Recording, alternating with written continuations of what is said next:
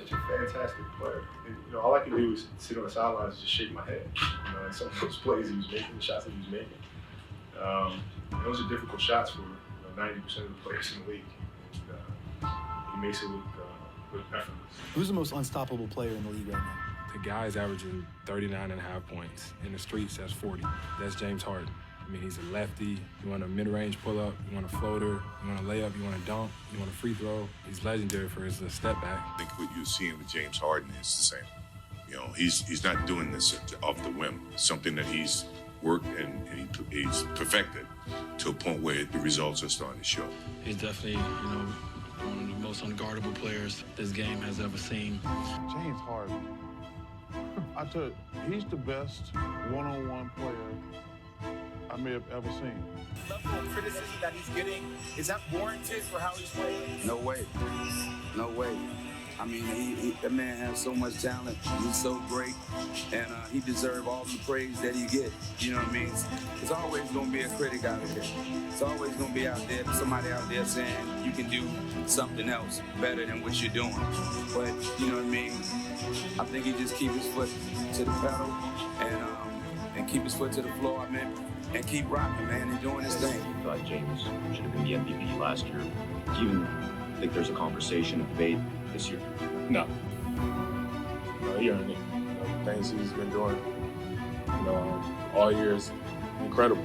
I think he's locked for it. He deserves it. I think I'm not a fan of in terms of winning championships. I don't think that style is ever going to win championships. But at the same time, you have to keep your team's head above water to win games. So you have to do what you have to do to win games, and he's doing it. Right now, I think. So are you saying you don't think James Harden and the Rockets, as constructed, can win a title? Not with this style of play, it won't win.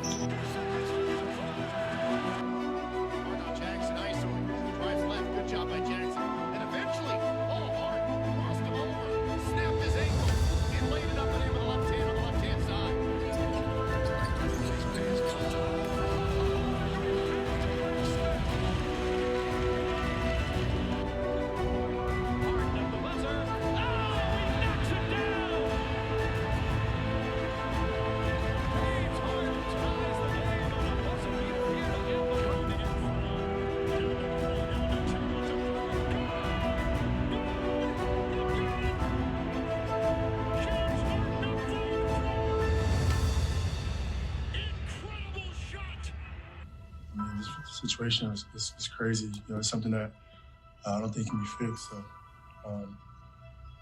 yeah, thanks.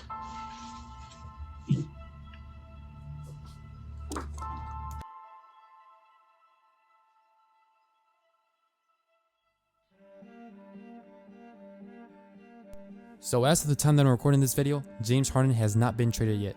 But before I continue with the video, man, if you could take a couple seconds and just subscribe, it would mean everything, man. If you like basketball content, just subscribe. It takes a couple of seconds and you can make my day, literally, man. So yeah, with all that being set aside, let's continue with this video. So what the trade will consist of is James Harden being traded for, James Harden along with Paul Millsap being traded to the Philadelphia 76ers for Ben Simmons, Seth Curry, Andre Drummond, and 2 first-round picks. At first, I didn't want to believe that Harden was going to leave the Nets because I honestly thought it was the best place for him. Not really fit-wise, but just, man, you're with KD and Kyrie. Like, even if you're not playing your best, there's no way you can lose with a team like that.